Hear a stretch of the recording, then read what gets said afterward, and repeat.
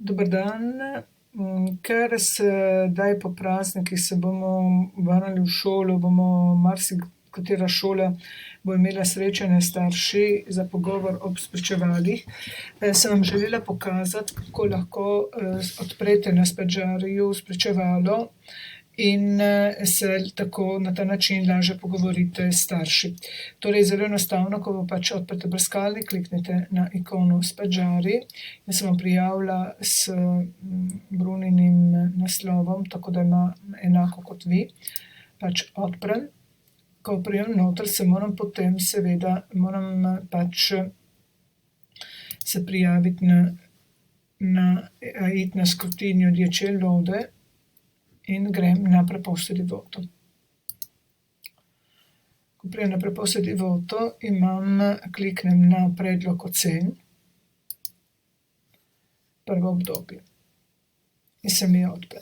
Tukaj na vrhu imam ikone in kliknem na ocene. In tukaj seveda imam dve možnosti.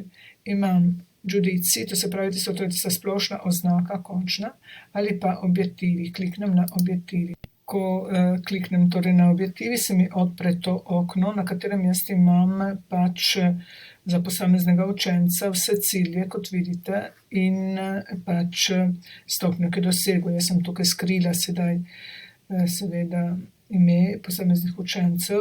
Vi lahko to naredite na različne načine. Sem povečala, kot vidite, sem povečala na 200. Tukaj lahko poslovenite, napišete prvo obdobje, tukaj napišete cilji, in lahko naredite toliko fajlov, kolikor je pač učencev, za vsakega svoje, tako da pač ste bolj gotovi, da ne boste nehote pokazali ocene sošolca.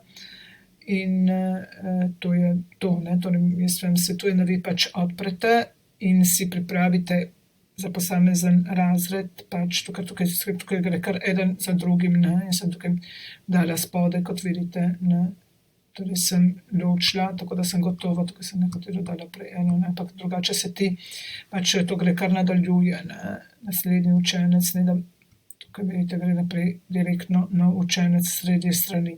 Zato si morate vi to malce urediti, ampak ponavljam, lahko naredite tudi toliko fajlov, toliko dokumentov, kolikor je učencev.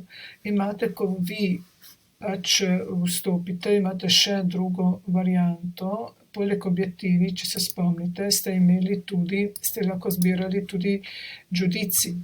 Torej, če vi zberete giudizi, vidite, se vam odpre to okno, kjer imate potem giudizi globale, to je splošno mnenje, splošna oznaka.